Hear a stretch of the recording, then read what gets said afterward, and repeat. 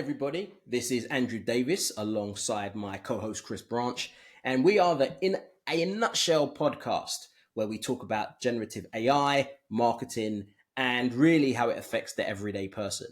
But the key is under 10 minutes. So we respect your time. We're going to keep everything relatively short and focus on one major topic. And today we're talking about a very interesting topic, which we're starting to see a lot of discussions and concerns about. And that is, and this is going to sound quite morbid, but hold on, bear with us. How AI is bringing back film stars from the dead. So obviously it's not making them alive, but it's their likeness. It's using their likeness and bringing them back from the dead. Now, the reason why we want to talk about this subject is because it goes into other subjects that we talk about quite a lot, which is to do with rights, whether it be our artistic rights, our voice rights. Obviously, if you're, let's say, famous, your artist rights, but also, and this is kind of where it gets a bit creepy, it could be for you as a person rights as well. I've seen a lot of ideas where they can record your voice, or they can obviously clone your voice.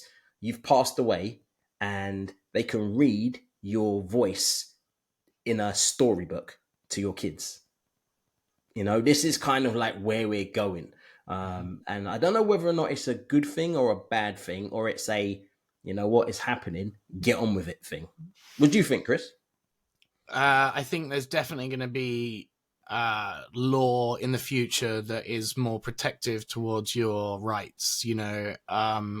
As you said, it dips into so many of the different things that we talk about, intellectual property rights, and even we've seen the crossover from music. We've seen Tupac and Biggie brought back onto stage in holographic 3D form and, appear at big concerts. And this is the next extension of all of that, is bringing back major film stars. And that's going to be a really interesting thing. Like we've always said, though, this is going to affect every creative medium. It doesn't matter, music, film, writing, all of these different subject areas will have stuff like this going on in them. So it is interesting that you saw the breaking news story of the film stars that are going to be brought back, and to what capacity, and whose estate is owed royalties. And, when they passed away, there was no laws around generative AI. And so there was no obvious, let me be trained on in the future, etc. But if they passed away this year, there could be contracts for their future likeness and stuff, written up with the idea that we're going to eventually get to the point where you could star in a film 30, 50, 100 years from now. And your family may benefit from that in some way. Like, that's a really crazy idea. What percentage would they benefit? And that's where it starts getting interesting. That's when we start getting into, again, rights. Are we going to be in a situation where you've got a famous actor or actress now, and that person passes away, and in 100 years the family gets 1% of them, and a big corporation takes 99%? So again, it's going to be quite an interesting one, because essentially it's going to raise a lot of ethical concerns about the use of deceased celebrities, their images, but also, if all of a sudden I can get James Dean or I can get Marilyn Monroe to act in a film, then the people who are alive, are they going to start losing jobs? Because then that becomes into a whole new category where it's like, I'm not just losing jobs to this person and that person. Now I'm losing jobs to people that's been deceased 20, 30 years ago, and people are interested to see them there.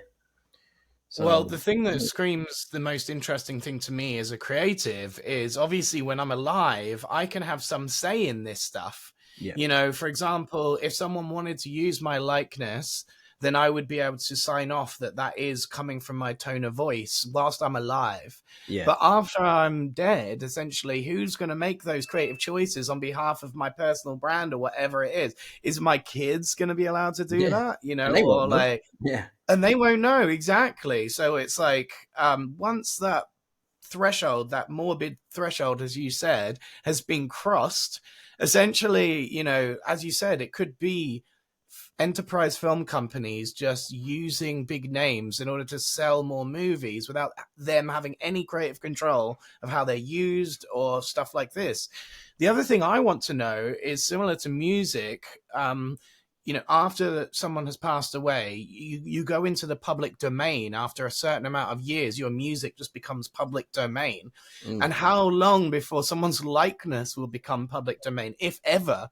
Will it ever allowed to be, I can use someone that died 100 years ago in my ad campaign without any of their permission because it's now public domain? Like, is anyone's... Will we go there? Because the key thing that you said, without their permission. So yeah, I don't want to spoil this, but there was the film The Flash. So if you haven't watched The Flash, stop now, or at least pause for about the next 20 seconds, because I'm just going to explain something.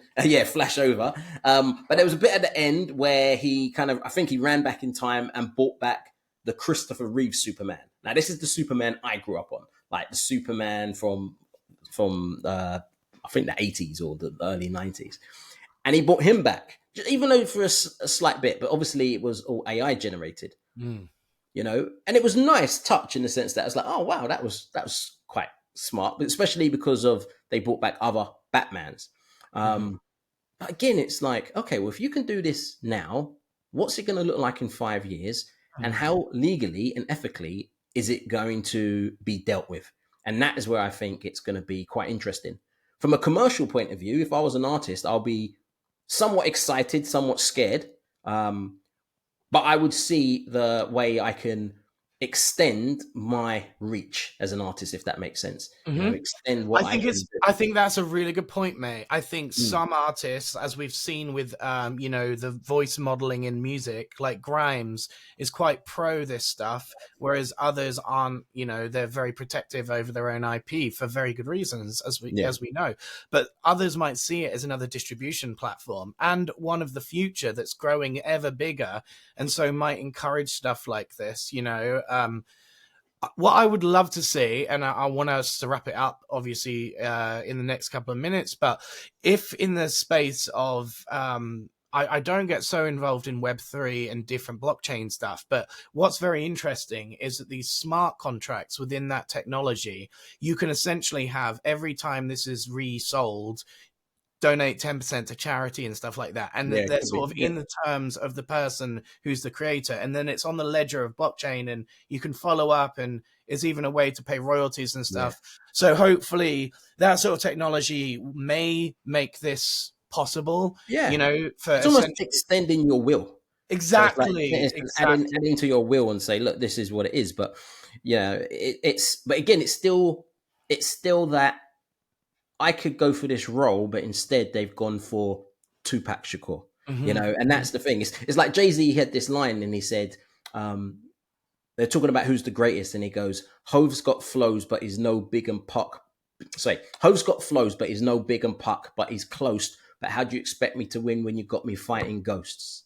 Right. And that for me was like, you know what, that really made sense. It's like, he will never be seen on that level to a lot of people, because you're fighting against people that's not here anymore. So our perception of them is fantastic. They're the greatest, and that's what you're going to see when it comes to that. So, like with everything, there's going to be a lot of gray area, especially in the beginning. But I can see it being something of quite interesting. I can see it being quite an interesting space. And like with a lot of topics, this is very early, and we're going to probably do many, many episodes around this. Okay. Agreed. So in a nutshell, I think it needs legislation to protect the rights and legacies of the dead,